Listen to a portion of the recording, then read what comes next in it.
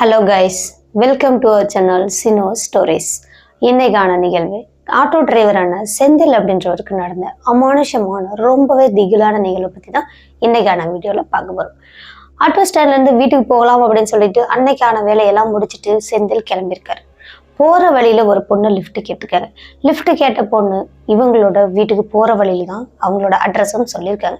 சரி, இந்த பொண்ணை இறக்கி விட்டுட்டு நம்ம அடுத்த வீட்டுக்கு போகலாம் அப்படின்னு நினச்சி அந்த பொண்ணை ஏற்றிக்கிட்டு போன செந்திலுக்கு ரொம்பவே பயங்கரமான நிகழ்வுகள்லாம் நடந்திருக்குங்க. அது கூடவே இவங்களோட வீடு வரைக்கும் போய் இவங்களோட வீட்டையும் கதி கலங்க வச்சிருக்கு. இந்த நிகழ்வு தான் இன்னைக்கான வீடியோவில் பார்க்க போகிறோம். இந்த வீடியோ எப்பவும் போல ரொம்ப ரொம்ப இன்ட்ரெஸ்டிங்காக இருக்க போகுது. ஸோ வீடியோவை எந்த இடத்துலையுமே ஸ்கிப் பண்ணாமல் பாருங்கள். வீடியோ பிடிச்சிருந்தா லைக் பண்ணுங்கள், ஷேர் பண்ணுங்கள், கமெண்ட் பண்ணுங்கள். அதுக்கு முன்னாடி நம்மளோட சினோ ஸ்டோரிஸை மறக்காமல் சப்ஸ்கிரைப் பண்ணிக்கோங்க. பக்கத்தில் உள்ள வெள்ளைக்கானில் ஆள் கொடுத்து வச்சுக்கோங்க. இன்னொரு விஷயம் என்னன்னு பார்த்தீங்கன்னா, இது ஒரு ரிக்வெஸ்ட்டாக கூட நீங்கள் எடுத்துக்கலாம். நம்மளோட வீடியோவுக்கு கீழே ஹைப் அப்படின்ற ஆப்ஷன் இருக்கும். இந்த ஆப்ஷனை நிறைய பேர் கிளிக் பண்ணுறதே கிடையாது. இன்னைக்கு பார்க்கலாம் எத்தனை பேர் கிளிக் பண்ணுறீங்க பண்ணலை அப்படின்றது. நமக்கு நிறைய வியூஸ் வேணும் அப்படின்னா, நம்மளோட சேனல் இன்னும் மென்மேலும் வளரணும் அப்படின்னு நினச்சிங்கன்னா இந்த ஹைப் அப்படின்ற ஆப்ஷனை கிளிக் பண்ணி விட்டுருங்க. பார்க்கலாம் இன்னைக்கு எவ்வளோ பேர் கிளிக் பண்ணுறீங்க அப்படின்றது. ஓகே கைஸ், இன்னைக்கான வீடியோக்குள்ளே போகலாம். ஆட்டோ டிரைவரான செந்தில் இவர் சங்ககிரியில் ஆட்டோ ஓட்டிட்டு இருக்காருங்க. இவங்களுக்குன்னு தனியாக ஆட்டோ ஸ்டாண்டெல்லாம் இருந்திருக்கு. அப்போது செந்தில் அவங்களோட அன்றாட வேலையெல்லாம் முடிச்சுட்டு இந்த நபர் அவங்களோட வீட்டுக்கு கிளம்பலாம் அப்படின்னு ஃப்ரெண்ட்ஸுக்கிட்ட எல்லாம் அந்த ஆட்டோ டிரைவர் கூட இருப்பாங்கல்ல அவங்கள்ட்ட எல்லாம் சொல்லிட்டு செந்தில் கிளம்பியிருக்காருங்க. இவர் ஆட்டோ எடுத்து அவங்களோட வீட்டுக்கு வர வழியில் வந்துட்டே இருந்திருக்காருங்க. சரியா ஒரு 5 நிமிஷம் கூட வந்திருக்க மாட்டாராம். அப்போவே ஒரு பொண்ணு லிஃப்ட் கேட்டிருக்காங்க. மணி பார்த்தீங்கன்னா 8 மணி தான் ஆச்சா. அந்த பொண்ணு பார்த்தீங்கன்னா ஒரு சுடிதார் போட்டிருந்திருக்காங்க. சம்திங் அந்த கலரே வந்து கொஞ்சம் டிஃப்ரெண்ட்டாக இருந்திருக்கு. ஒரு சாம்பல் கலர் மாதிரி இருந்திருக்கு. அந்த பொண்ணு லிஃப்ட் கேட்கவும் இந்த ஆளும் செந்திலும் போயிட்டு அந்த பொண்ணுகிட்ட ஆட்டோ நிறுத்திருக்காரு. நிறுத்திட்டு எங்கம்மா போகணும் என்ன அப்படின்ற விவரத்தெல்லாம் கேட்பாங்க இல்லையா, அதே மாதிரியே அவரும் கேட்டிருக்காருங்க. கேட்கும்போது இந்த செந்திலோட வீட்டுக்கு போகிற வழியில் கிட்டத்தட்ட ஒரு 2 கிலோமீட்டருக்கு முன்னாடியே தான் இந்த பொண்ணு அட்ரஸை சொல்லியிருக்காங்க. நல்லதா போச்சு, இன்னைக்கு இந்த பொண்ணை இறக்கி விட்டுட்டு அடுத்து நம்ம வீட்டுக்கு போயிடலாம் அப்படின்னு நினைச்சிட்டு ஏறிக்கமா அப்படின்னு சொல்லியிருக்காரு. சரி, நான் அந்த பொண்ணும் ஆட்டோவில் ஏறுறாங்கங்க. அதையும் செந்தில் நல்லா பார்க்குறாரு. ஏறினதுக்கு அப்புறம் போகலாமான்னு கேட்குறாங்க. போகலாம் அப்படின்னு அந்த பொண்ணும் சொல்லியிருக்கு. இதையெல்லாம் சொல்லி முடிச்சதுக்கு அப்புறமா ஆட்டோ நல்லபடியாக கிளம்பியிருக்குங்க. செந்தில் வந்து நேராக ரோட்டை பார்த்து மட்டுமே ஓட்டிட்டு இருந்திருக்காரு. யதார்த்தமாக இந்த செந்தில் என்ன பண்ணியிருக்காரு, முன்னாடி ஒரு மிரர் வச்சிருந்திருக்காருங்க. அந்த மிரர் வழியா பின்னாடி அந்த பேக் சைடு பார்த்துருக்காருங்க. பார்த்த செந்திலுக்கு அதிர்ச்சி ஆயிடுச்சுங்க. ரொம்பவே பயந்தும் போயிட்டாரு. சடன் பிரேக் போட்டிருக்காரு ஆட்டோல. என்னங்க என்ன ஆச்சு அப்படின்னு பின்னாடி இருந்து ஒரு குரல் கேக்குது. ஆனா செந்திலால நம்பவே முடியல. மெதுவா திரும்பி பாக்குறாருங்க. பார்த்தா அங்க ஒரு பொண்ணுதான் உட்கார்ந்துட்டு இருக்காங்க. ஆனா செந்தில் மிரர்ல பார்த்தது அங்க ஒரு பொண்ணு கிடையாது. அதுக்கு பதிலா ஒரு எலும்பு கூடு உட்கார்ந்துட்டு இருக்கிற மாதிரி இருந்திருக்கு. என்னடா ஒரு பொண்ணு தானே இது, கண்ணாடியில வந்து வேற மாதிரி நம்ம பார்த்தோமே அப்படின்னு நல்லாவே மறுபடியும் கண்ணாடியை பார்க்குறாரு. அப்படி பார்க்கும்போது அந்த பொண்ணு அங்க எலும்பு கூடு மாதிரி இருந்தது. இப்போ இன்னும் கொஞ்சம் விகாரமா இருந்திருக்கு. எப்படின்னா ஃபுல்லா அங்கங்க ரத்தம் எல்லாம் அப்படியே உறைஞ்சு போய் நிக்கிற மாதிரி இருக்கு. கூடவே அந்த பொண்ணோட முகம் பார்க்கவே முடியாத அளவுக்கு ரொம்பவே கொடூரமா இருந்திருக்கு. அந்த கண்ணாடி பார்த்துட்டு மறுபடியும் செந்தில் பின்னாடி திரும்பி பார்த்தாரு. பார்த்தா நிஜமாவே அங்க ஒரு பொண்ணு உட்காந்துட்டு இருந்தாங்களே, அந்த பொண்ணோட தோற்றம் கண்ணாடியில பார்த்தா அதே மாதிரி தாங்க இருந்திருக்கு. செந்திலால கொஞ்சம் கூட நம்பவே முடியல. கூடவே பயம், பீதி ஆயிட்டாரு மனுஷன். ஐயோ என்னடா இது, ஒரு பொண்ணு தானே ஏறினாங்க, இப்ப என்னமோ இருக்கு அப்படின்னு டக்குன்னு அந்த ஆட்டோவை விட்டு வெளியே வந்திருக்காரு. வெளியே வந்துட்டு இவரோட மொபைல் டார்ச்சை வச்சு மறுபடியும் நல்லா உள்ள பாக்குறாருங்க. பார்த்தவர் இன்னும் ஷாக் ஆயிட்டாருங்க. கொலையெல்லாம் நடுங்கி போயிட்டாரு. அந்த இடத்துல யாருமே இல்லை. ஆனா இப்போ இவர் இறங்கும்போது பார்த்தீங்கன்னா ஒரு யாரோ சம்திங் உட்காந்துருக்காங்க. ரொம்ப விகாரமா இருந்திருக்கு. ஆனா இப்போ பார்க்கும்போது யாருமே இல்லை. ஆட்டோவை விட்டு யாரும் இறங்கின மாதிரியும் இவருக்கு தெரியல. உடனே ஆட்டோவை சுத்திட்டு வந்து இந்த பின்னாடி பொண்ணு உட்காந்துருந்தாங்களா அந்த பக்கமா வந்துட்டு பாக்குறாருங்க. பார்த்தா அந்த இடத்துல சீட்ல மண்ணா இருக்கிற மாதிரி இருக்கு. கூடவே ரத்தம் கலந்த மாதிரியும் இருக்கு. இது மட்டும்தான் இருந்திருக்கு. அந்த பொண்ணு யாருன்னு தெரியல. அந்த பொண்ணு எங்க போனாங்கன்னு தெரியல. மனுஷனுக்கு உயிரே இல்லாத மாதிரி ஆயிடுச்சாங்க. உண்மையாவே அவர் அது வரைக்கும் அந்த மாதிரி பயந்ததே கிடையாதாம். இப்போ பயத்தோட உச்சத்துல நின்றுட்டாரு. மயக்கமே வர மாதிரி இருந்திருக்குங்க. பயம் அந்த அளவுக்கு இவருக்கு ஹெவியா இருந்திருக்கு. அடுத்தது இந்த நபர் சுத்தி எல்லாம் பாக்குறாரு, டார்ச் எல்லாம் அடிச்சு பாக்குறாரு. இவர் ஒரு ரோட்ல சைடு ஓரத்துல தானே நிறுத்தினாரு, அந்த பக்கம் எங்கனாலும் போயிருப்பாங்களா அப்படின்ற மாதிரிலாம் பாக்குறாருங்க. இருட்டுல எங்கேயுமே யாருமே இல்லை. சரி, இது ஏதோ நமக்கு வந்தது இந்த வழியோட போயிருச்சு அப்படின்னு நினைச்சிட்டு செந்தில் மறுபடியும் அவரோட ஆட்டோவை எடுக்கிறார். எடுக்கும்போது வண்டி ஸ்டார்ட்டே ஆகலை, சுத்தமாகவே ஸ்டார்ட் ஆகலை.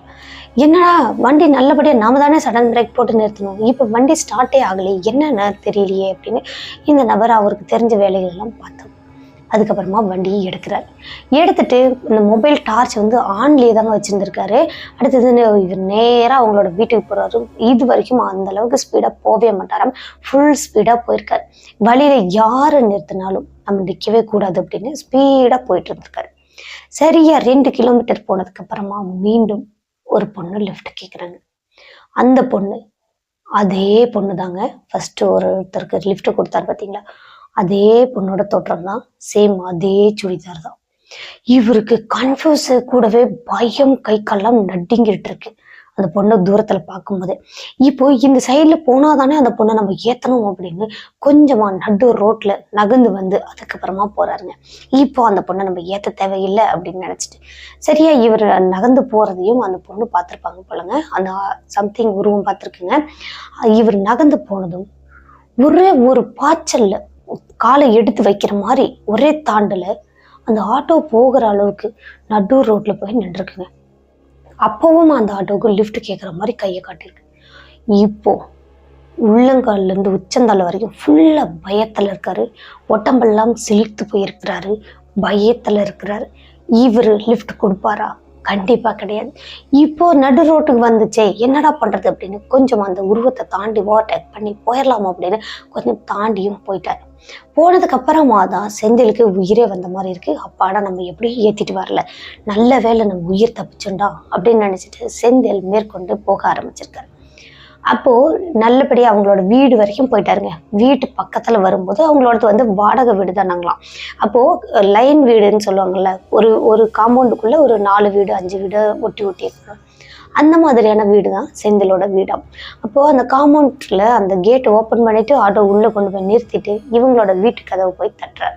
தட்டிட்டு ரொம்பவே பதட்டத்தோட பயத்தோட இருந்திருக்கிறாங்க. அவங்களோட மனைவி என்னங்க ஆச்சு என்னங்க அப்படின்னு கேட்குறாங்க. அப்போ ஒன்றும் இல்லைம்மா, சவாரி முடிச்சுட்டு வர்றதுக்கே எனக்கு ரொம்ப களைப்பா இருக்கு, நான் சாப்பிட்டு முடிச்சுட்டு படுக்கிறேன் அப்படின்னு சொல்லியிருக்காங்க. சரிங்க நீங்க போய் குளிச்சுட்டு வாங்க அப்படின்னு தண்ணி எல்லாம் சூடு பண்ணி வச்சிருந்துருக்காங்க. அந்த தண்ணி எல்லாம் எடுத்துட்டு போயிட்டு செந்தில் குளிச்சுட்டு மீண்டும் வீட்டுக்குள்ள போகலாம் அப்படின்னு போறாரு.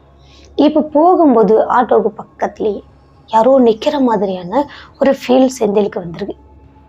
அந்த காம்பவுண்டுக்குள்ள அந்நேரத்துக்கு எல்லாருமே படுத்துட்டாங்க, ஆனால் யாருமே ஆட்டோக்கிட்ட வந்து நிற்கிறது கிடையாது. இப்போ யாரோ நிற்கிற மாதிரி இருக்கு. இப்போ நிற்கிறாங்களே அப்படின்னு மெதுவாக திரும்பி பார்க்கும்போது அந்த இடத்துல ஒரு சின்ன பாப்பா நிற்கிற மாதிரி இருக்குங்க. அந்த பாப்பா எப்படியும் ஒரு 15 அந்த வயசுக்குள்ளதான் இருக்குமோ.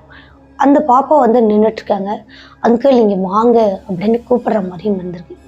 என்னடா இந்த பொண்ணு நம்ம பார்த்ததே இல்லையே, நம்மளை கூப்பிடுற மாதிரி இருக்கே அப்படின்னு செந்தில் வாசப்படியில் ஏறினவர் ஆட்டோ பக்கமா திரும்பி நடக்கிறார். நடந்து ஒரு 4 அடி வச்சதுமே அந்த உருவம் சிரிக்க ஆரம்பிச்சிருக்கு. பயங்கரமா சத்தம் போட்டு சிரிச்சிருக்குங்க. அந்த சத்தம் இவரோட காதுக்குள்ள அப்படியே ரத்தம் வர வைக்கிற அளவுக்கு அவ்வளோ ஒரு சவுண்டா இருந்திருக்கு. அப்போ இந்த சத்தத்தை தாங்க முடியாம செந்தில் அதே இடத்துல நின்றுட்டு பார்த்திருக்காரு. அந்த பாப்பாவோட உருவம் ஒரே தாண்டல கேட்டை தாண்டி அந்த பக்கம் குதிச்சிருச்சு. சிரிச்சுக்கிட்டே ரோட்ல ஓடுற மாதிரியும் ஓடிருச்சு. இப்போ எப்படி இருக்கும், நமக்கே இந்த மாதிரி நடந்தா எப்படி இருக்கும்? அவ்வளவுதான் மனுஷன் அதே இடத்துல மயக்கம் போட்டு பொத்துனே விழுந்துட்டாராம். விழுந்ததுக்கு அப்புறமா இவருக்கு என்ன நடந்துச்சுன்றது தெரியல. அதன் பிறகு அவங்களோட மனைவி தான் வந்து தண்ணியெல்லாம் தெளிச்சு எழுப்பியிருக்காங்க. எழுப்பிட்டு என்னங்க குளிச்சுட்டு வரேன்னு போனவரை இங்க வந்து இப்போ இப்படி மயக்கி போட்டு விழுந்திருக்கீங்க, என்னங்க என்னங்க அப்படின்னு சொல்லி கேட்குறாங்க. அப்போ மனைவி கிட்ட சொல்லக்கூடாது, அவங்க பயந்துருப்பாங்க அப்படின்ற காரணத்தினால மனைவி கிட்ட இருந்து மறைச்சிட்டாரு செந்தில். ஒன்றும் இல்லைம்மா, இந்த பக்கம் வந்த கல் தடுக்கி விட்டு அப்படியே விழுந்தா மயங்கிட்டேன் அப்படின்னு மட்டும் சொல்லியிருக்காரு. சரி வாங்க சாப்பிட்டு முடிச்சுட்டு படுங்க, ரொம்ப டயர்டா இருக்குன்னு சொன்னீங்கல்ல, வாங்க அப்படியே எழுப்பி கொண்டு போய் சாப்பாடெல்லாம் கொடுத்து அன்னைக்கு செந்தில படுக்க வச்சுட்டாங்க. அன்னைக்கு நாள் அப்படியே முடிஞ்சிருச்சு. அடுத்த நாள் காலையில விடிஞ்ச பிறகும் செந்திலுக்கு பயம் நீங்கவே இல்லை. என்னடா ஏதாவது நடந்துருமோ அப்படின்ற மாதிரி இவருக்குள்ள ஒரு பயம் இருந்துட்டே இருந்திருக்கு. அடுத்து செந்திலுக்கு என்ன நடந்துச்சுன்றதை வீடியோ தொடர்ந்து பார்த்து தெரிஞ்சுக்கலாம். அதுக்கு முன்னாடி நம்மளோட சின்ன ஸ்டோரிஸை மறக்காம சப்ஸ்கிரைப் பண்ணிக்கோங்க. இனிமேல் தான் திகிலான விஷயங்கள்லாம் நிறைய இருக்கு. வீடியோவை ஸ்கிப் பண்ணாம தொடர்ந்து பாருங்க. அடுத்த நாள் காலையில செந்தில் எந்திரிக்கிறாரு. யாருக்குமே தெரியாம ஆட்டோவை மட்டும் போய் சுத்தி பாக்குறாரு. இவரு இது வரைக்கும் அந்த மாதிரி ஆட்டோவை பயந்தபடியும் சுத்தி பார்த்தோம், யாருமே பார்த்தது கிடையாது. அன்னைக்கே காம்பவுண்ட்ல இவங்களோட பக்கத்து வீட்டுக்காரர் ஒருத்தர் வெளியே நின்று இருக்காருங்க. பல்லு விளக்கிட்டே பார்த்துட்டு இருக்காரு. செந்தில் ஒரு மாதிரி பயத்தோட படபடப்போடைய அந்த ஆட்டோவில் உள்ள போய் வெளியே பாக்குறது, அதுக்கப்புறம் பின்னாடிலாம் சுத்தி பாக்குறது, கேட்டை இப்படி நின்று பார்த்தா எப்படி தாவி குதிப்பாங்க அப்படின்ற மாதிரி கை சைகையெல்லாம் பண்ணிட்டு என்னென்னமோ பண்ணிட்டு இருந்திருக்காரு. அப்போ அந்த பக்கத்து வீட்டுக்காரர் தான் கேட்டிருக்காரு, என்ன செந்தில் என்ன ஆச்சு, உங்களுக்கு சரியான தூக்கம் இல்லையா, இல்லை ஏதாவது கெட்ட கனவு கண்டுட்டீங்களா அப்படின்னு கேட்டிருக்காருங்க. அப்போ செந்திலுக்கு தூக்கி வாரி போட்டுருச்சு. என்னடா என்னமோ கேட்குறாங்களே அப்படின்னு. அடுத்தது ஒன்றும் இல்லைங்க, சும்மா தான் பார்த்தேன், ஆட்டோ கழுவலான்னு நினைச்சேன் அப்படின்னு சொல்லி அந்த ஆட்டோவை கழுவுறதுக்கு வராருங்க. அந்த பின் சீட்டில் அந்த ரத்தம் மண்ணெல்லாம் கலந்த மாதிரி இருந்துச்சு பார்த்தீங்களா, அதனாலேயே ஆட்டோவை கழுவுறாருங்க. கழுவி முடிச்சுட்டு அன்னைக்கு வீட்டிலேயே பூஜையை போட்டிருக்காரு. ஆட்டோவுக்கு பூஜையெல்லாம் போட்டுட்டு இவரும் சாமியெல்லாம் கும்பிட்டுட்டு நேராக அவங்களோட ஆட்டோ ஸ்டாண்டுக்கு வர்றாருங்க. வர்ற வழி எல்லாமே இவருக்கு ரொம்பவே பயமாவே இருந்திருக்கு. நைட்டு அந்த உருவம் பார்த்தாரு பார்த்தீங்களா, 2 டைம் பார்த்தாங்களா, அந்த இடம் வரும்போதெல்லாம் அப்படியே இவருக்குள்ள ஒரு சில்னஸ் இருக்கிற மாதிரி இருக்கு. உடம்பே வெயிட்லெஸ்ஸாக ஃபீல் பண்ணுற மாதிரியும் இருந்திருக்கு. அதுக்கப்புறமா நேராக அவங்களோட ஆட்டோ ஸ்டாண்டுக்கு போகிறாரு. போயிட்டு அன்னைக்கான சவாரியெல்லாம் நல்லபடியாக முடிச்சிட்டாரு. அவருக்கு அதுக்கப்புறம் எந்த ஒரு பயமும் இல்லாமல் இருந்திருக்கு. இப்போ ரிட்டர்ன் திரும்பி வீட்டுக்கு வரணும் இல்லையா, அதே வழியில தான் வந்தாகணும். அதை நினைக்கும் போதுதான் இங்கே செந்திலுக்கு ரொம்பவே பயமா இருந்திருக்கு. அப்போ கூடவே இன்னொரு ஆட்டோக்காரர் வந்தா கொஞ்சம் பேசிக்கிட்டே வந்துடலாம், அல்லது ஆட்டோல ஏதாவது சவாரி இருந்துச்சுன்னா பேசிக்கிட்டே நம்ம அந்த பயம் இல்லாம போயிடலாம் அப்படின்ற மாதிரி வெயிட் பண்ணி பாக்குறாரு. கடைசியா மணி 9 மணி ஆயிடுச்சு. இதுக்கப்புறம் நமக்கு யாரும் வரமாட்டாங்க அப்படின்றத தெரிஞ்சுக்கிட்டு செந்தில் அவருக்கு அவரே தைரியமெல்லாம் சொல்லிட்டு போற வழியில உள்ள சாமி கோயில்ல சாமி கும்பிட்டு திருநீரையும் எடுத்து வச்சுட்டு கிளம்பியிருக்காரு. நீ தான்ப்பா எனக்கு துணையா இருக்கணும் அப்படின்னு சாமியெல்லாம் வேண்டிட்டு கிளம்புறாரு. கிளம்பி போறாருங்க. நல்லாவே போயிட்டு இருந்திருக்காரு. சரியா 2 சைடும் அடர்ந்த புளிய மரங்கள் உள்ள இடமெல்லாம் வருவாங்க இவங்களோட வீட்டுக்கு போற வழியில. அந்த புளிய மரங்கள் எல்லாம் கடந்து போற பாதையில தான் அன்னைக்கு அந்த உருவத்தையும் பார்த்திருக்காரு. முன்னாடி நாள் அந்த இடம் வரும்போதே கபோர்னு இருட்டா இருக்கிற மாதிரி இருக்கு. எந்த ஒரு வண்டியுமே வரல. இவரோட நேரமோ என்னவோ தெரியல. ஆப்போசிட்ல இருந்தும் வரல, இவங்களுக்கு பின்னாடி இருந்தும் வரல. இப்போ இவரோட அந்த ஆட்டோவோட வெளிச்சத்துலதான் இவர் போயிட்டு இருக்காரு அந்த கபோர்னு இருட்டுக்குள்ள. அப்போ இந்த ஆட்டோவோட வெளிச்சத்துல கொஞ்ச தூரத்துல பார்த்திருக்காருங்க, ஏதோ ஒண்ணு நடு ரோட்ல படுத்துட்டு இருக்கிற மாதிரி இருக்கு. இப்போ பக்கமா நெருங்கி போக தான் தெரியுது, அது ஏதோ ஒரு மனுஷனோட உருவம் படுத்துட்டு இருக்கிற மாதிரி இருக்கு. ஃபுல்லா வெள்ளையா இருக்கிற மாதிரி இருக்கு. அதுவும் மேலெல்லாம் அப்படியே புகை பறந்துட்டு இருக்கிற மாதிரி இருக்கு. இந்த உருவத்தை இப்போ அங்க முன்னாடி இருக்கிற அந்த உருவத்தை பார்த்ததும் செந்திலுக்கு கை கால் நடுங்க ஆரம்பிச்சிருச்சு. முன்னாடி நாள் மாதிரி அள்ளு விட்டு போயிட்டாரு. அப்போ இந்த ஆட்டோ அந்த உருவத்தை தாண்டி போயிடலாம் அப்படின்ற மாதிரி பக்கமா போயிருக்காருங்க. கொஞ்சம் ஓரமா போலான்னு திரும்பும்போது அந்த நடு ரோட்ல இருந்த அந்த உருவம் ஒரே செகண்ட்ல காத்துல எங்க கரைஞ்சிச்சுன்னு தெரியல, எங்க மறைஞ்சிச்சுன்னு தெரியல, அப்படியே சர்ன்னு மறைஞ்சிச்சுங்க. எந்த பக்கம் போச்சுன்னு கூட இவரால் பார்க்க. இப்போ இவர் ஓரமா தாண்டி வந்தார் பார்த்தீங்களா, அந்த இடத்துக்கிட்ட ஏதோ ஒண்ணு அந்த அடியில ஆட்டோக்கு அடியில இருந்திருக்க மாட்டேங்குதுங்க. இவரோட பின்னாடி வீல் ஏறி இறங்கியிருக்கு. அது மட்டும் இவருக்கு நல்லா ஃபீல் ஆயிருக்கு. முன் வீல் ஏறல, பின்னாடி வீல் மட்டும் ஏறி இறங்கியிருக்கு. என்னமோ ஏறி இறங்கிருச்சே, கல்லு நம்ம தெரியாம விட்டுட்டோமோ அப்படின்னு இங்க செந்தில் கொஞ்சம் பயத்தோடையே அந்த ஆட்டோவிலேயே உட்காந்துக்கிட்டு திரும்பி பார்த்துருக்காரு. பார்க்கும்போது அந்த இடத்துல எதுவுமே இல்லை. ஆனா ஆட்டோ ஏறி இறங்கினது இவருக்கு நல்லாவே ஃபீல் ஆயிருக்கு.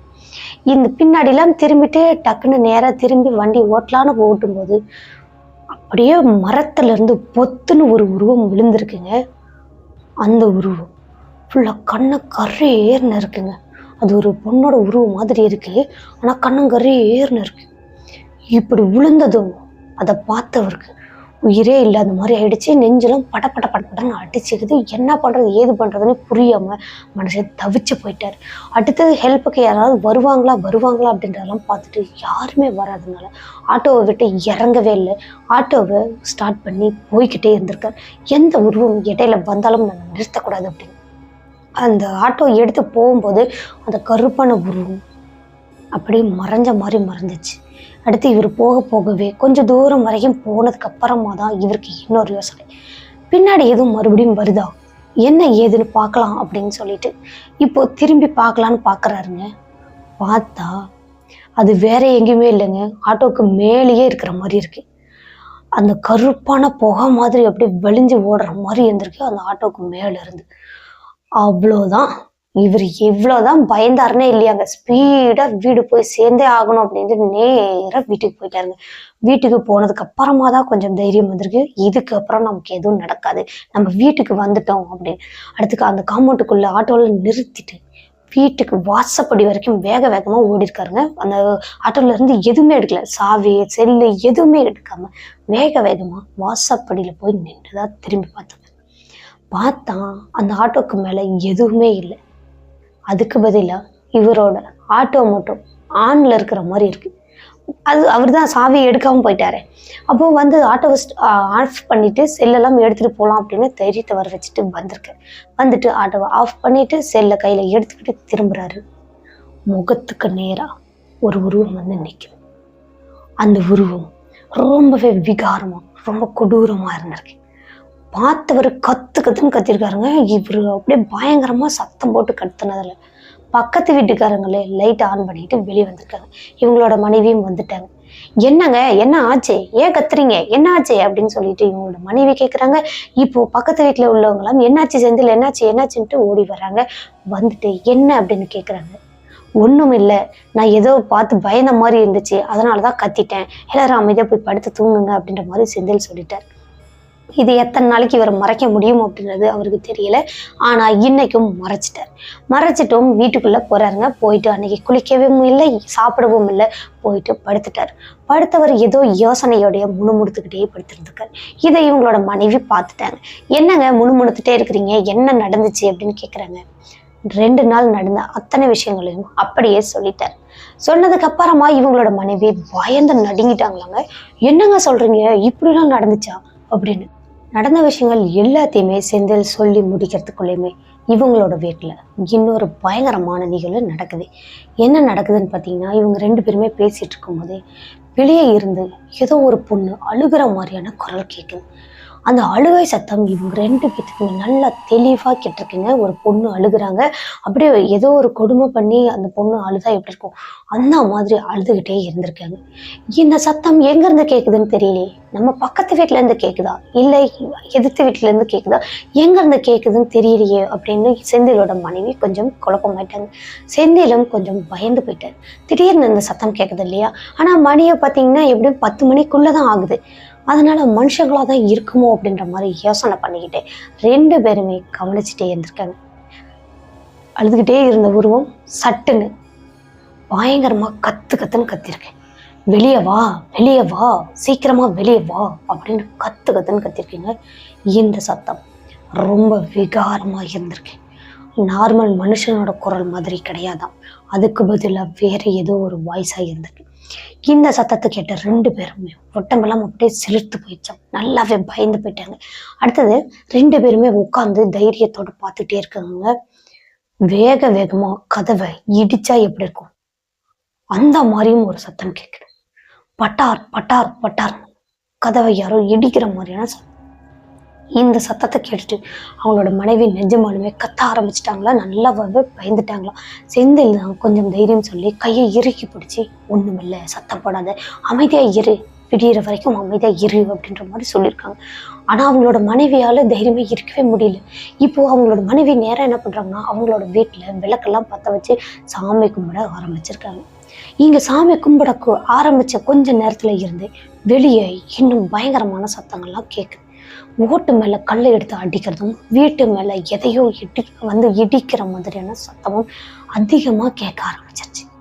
அது கூடவே ஜன்னல் வழியா கூட ஏதோ சத்தம் கேட்குற மாதிரி இருந்திருக்கு. இது எல்லாமே தொடர்ந்து மாத்தி மாத்தி நடந்துட்டே இருக்கும்போது இவர் செந்திலால பொறுக்கவே முடியலைங்க. என்னதான் இருக்குன்றத நம்ம பார்த்துடலாம் அப்படின்னு ஜன்னல் வழியா மெதுவா எட்டி பார்க்குறாரு. அப்படி எட்டி பார்க்கலான்னு கண்ணு மட்டும் தாங்க வெளியே பார்க்குற மாதிரி எட்டி பார்த்துருக்காரு. பார்த்தா வெளியே இருந்து ஏதோ ஒரு உருவம் உள் பக்கமா எட்டி பார்க்குற மாதிரி இருக்கு. கண்ணெல்லாம் அப்படியே பளிச்சு பளிச்சுன்னு மின்ற மாதிரி இருக்கு. வெள்ளை வெளி மட்டும்தான் இருந்திருக்கு. இந்த உருவத்தை பார்த்துட்டு செந்தில் ஒரு 2 அடி பின்னாடியே வந்துட்டாராங்க. கத்திக்கிட்டே ஏய் அப்படின்னு கத்திக்கிட்டே பின்னாடி வந்திருக்காரு. இவங்களோட மனைவி தான் சாமி கும்பிட்டுட்டு இருக்காங்கல்ல, இவங்களும் திரும்பி பார்க்குறாங்க. அவங்களுக்கு எதுவுமே தெரியல. அப்போ என்னங்க அப்படின்னு சொல்லிட்டு அந்த இடத்த விட்டு நகர்ந்து வந்து ஜன்னல் வழியா பார்க்குறாங்க. பார்த்தா அந்த ஆட்டோ இருக்கு பார்த்தீங்களா, அந்த ஆட்டோவுக்கு மேலே ஏதோ உட்காந்துட்டு இருக்கு. ஃப்ரண்ட்ல காலை தொங்க போட்ட மாதிரி இருக்குங்க.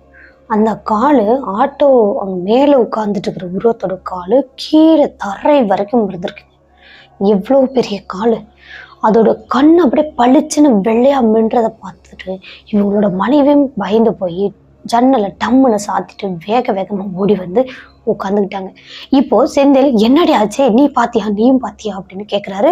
அவங்களோட மனைவி எதுவுமே பேசலையாங்க, அமைதியாகவே உட்காந்துட்டு இருந்திருக்காங்க.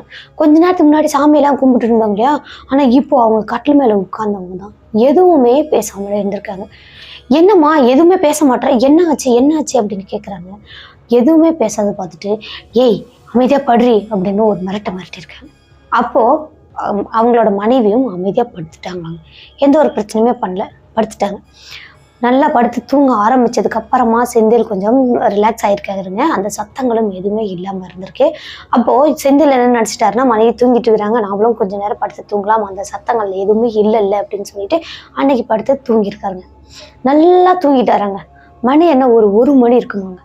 அவ்வளோ நேரத்துக்கு இவங்களோட மனைவி மட்டும் எழுந்து இந்த ஃப்ரண்ட்டு டோர் இருக்கு பார்த்தீங்களா, மெயின் டோர், அந்த டோரில் சாஞ்சபடி உள் பக்கமாக கால் நீட்டினபடி பயங்கரமாக சிரிச்சிட்டு இருந்திருக்காங்க. முடியெல்லாம் கொஞ்சம் களைச்சி போட்டுக்கிட்டு பயங்கரமாக சத்தம் போட்டு சிரிச்சிருக்காங்க. இந்த சத்தம் செந்திலுக்கு நல்லாவே கேட்டிருக்கு. அப்போ கேட்டு என்னடா மறுபடியும் ஆரம்பிச்சிருச்சா, அதே சத்தம் கேட்குற மாதிரி இருக்கே அப்படின்ட்டு எந்திரிச்சவர் அந்த 0 வாட்ஸ் பல்ப் இருக்குது பார்த்தீங்களா, அந்த வெளிச்சத்திலே பார்க்குறாங்க.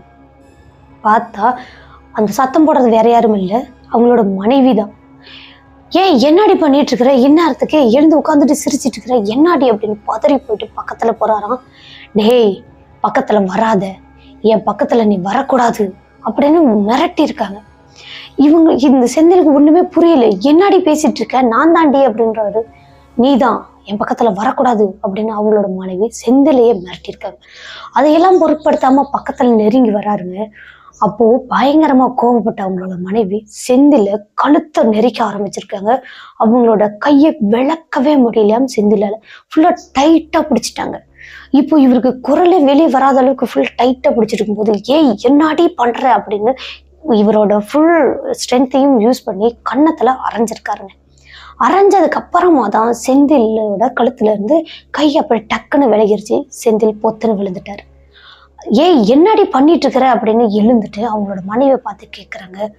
அப்போ அவங்க சிரிச்சாங்க பாருங்க, ஒரு சிரிப்பு செந்திலால இன்னமுமே மறக்கவே முடியலையாங்க. பயங்கரமா சத்தம் போட்டு சிரிச்சிருக்காங்க. என்னடி இப்படி சிரிச்சிட்டு இருக்கிற அப்படிங்கும் போதே டேய் நான் உன் மனைவி இல்லை அப்படின்னு ஒரு குரல். இந்த குரல் கேட்டதுமே செந்திலுக்கு புரிஞ்சிருச்சு, ஆஹா நம்மளோட மனைவிக்கு பேய் பிடிச்சிருக்கு அப்படின்னு. அடுத்து இவர் வேக வேகமா இவங்களோட அந்த மெயின் டோர் லாக்ல தான் இருக்கு, அதனால இவர் ஓடி போயிட்டு அவங்களோட சாமி போட்டோட உள்ள திருநீரை எடுத்துட்டு வந்து அவங்களோட மனைவிக்கு பூசி விட்டுட்டாங்க. பூசினதுக்கு அப்புறமா அவங்களோட மனைவி அப்படியே மயக்கம் போட்டு விழுந்துட்டாங்க. அடுத்தது அவங்க எந்திரிக்கவே இல்லை.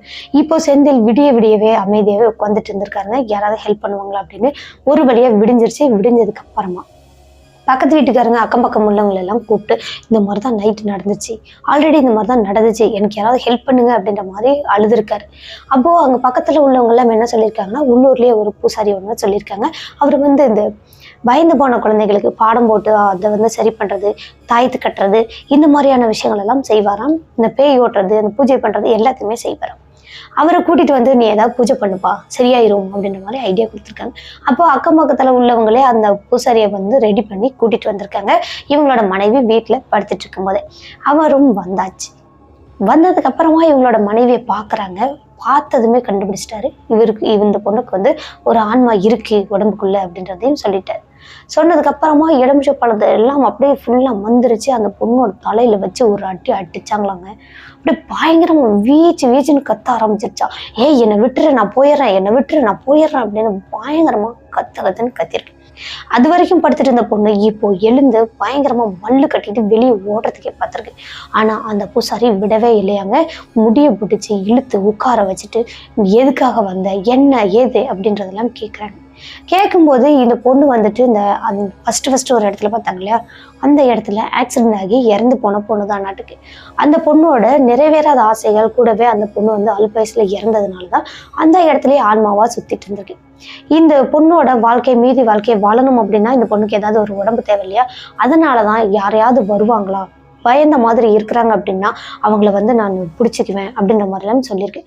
அவங்களோட வாழ்க்கையை நான் வாழணும் அப்படின்றதுக்காக தான் நான் செந்தில தான் டார்கெட் பண்ணினேன். ஆனால் செந்தில் பயந்தாலுமே அவரை என்னால் நெருங்க முடியல அப்படின்றதையும் சொல்லியிருக்கேன். அதுக்கப்புறமா தான் இவங்களோட மனைவியை சூஸ் பண்ணி அந்த இதெல்லாம் பண்ணினது. இப்போ நீ இங்கேருந்து போயிரு அப்படின்ற மாதிரி அந்த பூசாரி எல்லாம் சொல்லி மிரட்டியிருக்காரு. ஆஹா நான் போக மாட்டேன் அப்படின்னு சொல்லியிருக்கீங்க. அதுக்கப்புறமா இயற்கங்குச்சி வச்சு 2-3 அடி அடிச்சு அந்த பொண்ணோட ஆன்மாவை விலக்கி விட்டுருக்காரு அந்த பூசாரி. அதுக்கப்புறமா தான் இவங்களோட மனைவி சுய ரூபத்துக்கு அவங்களோட சுய நினைவுக்கு வராங்க. அது அவங்க சுய நினைவு வந்ததுக்கு அப்புறமா சுத்தி எல்லாருமே நிக்கிறத பார்த்துட்டு என்னாச்சு ஏதாச்சு அப்படின்லாம் கேட்குறாங்க. கூடவே உடம்பு கை கால்லாம் பயங்கரமா வலியாகவும் இருந்திருக்கு. அப்போதான் என்ன ஆச்சுன்னு கேட்கும்போது இந்த மாதிரிதான் அப்படின்ற நடந்த விஷயங்களை சொல்லியிருக்காங்க. இவங்களோட மனைவிட்ட கேட்கும்போது சரியா அந்த ஜன்னல்ல இருந்து எட்டி பார்த்தாங்க பார்த்தீங்களா, அது மட்டும்தான் ஞாபகம் இருக்கு. அடுத்தது என்ன நடந்துச்சு அப்படின்றது இவங்க மனைவிக்கு சுத்தமா ஞாபகமே இல்லை. இது எல்லாம் நடந்துச்சு அப்படின்றது எல்லாம் செந்தில் அவங்கள்ட்ட சொல்லிட்டாங்க. சொன்னதுக்கு அப்புறமா இனிமேல் நீ இந்த மாதிரி பயப்படக்கூடாது அப்படின்றதையும் சொல்லியிருக்காங்க. கூடவே அன்டைம்ல செந்தில் வரதையும் நிறுத்திக்கிட்டார். சரியா 7 மணி ஆயிடுச்சு அப்படின்னா எவ்வளவுதான் சவாரி வந்தாலும் நிறைய காசு கிடைக்குது அப்படின்றதுக்காக போக மாட்டாராம். 7 மணிக்கெல்லாம் வீட்டுக்கு வந்து சேர்ந்துருவாராம். இப்போ செந்திலுக்கு வந்து 2 குழந்தைங்க இருக்காங்க. அவங்களோட மனைவிக்கும் அதுக்கப்புறம் எந்த ஒரு பிரச்சனையும் இல்லை. மனைவிக்கு வந்து தாயத்தெல்லாம் கட்டி விட்டுட்டு அந்த பூசாரி கிளம்பிட்டாரு, எந்த பிரச்சனையுமே இருக்காது அப்படின்னு சொல்லிட்டு. அதே மாதிரி இது நாள் வரைக்கும் எந்த ஒரு பிரச்சனையுமே இல்லாம இருக்கு, நாங்க ரொம்ப சந்தோஷமான வாழ்க்கை வாழ்றோம் அப்படின்ற மாதிரி செந்தில் அப்படின்றவங்க தான் நம்மகிட்ட சொல்லியிருக்காங்க. இந்த நிகழ்வு பத்தி நீங்க என்ன நினைக்கிறீங்க, இந்த நிகழ்வு எப்படி இருந்துச்சு அப்படின்றத கமெண்ட் பாக்ஸ்ல கமெண்ட் பண்ணுங்க.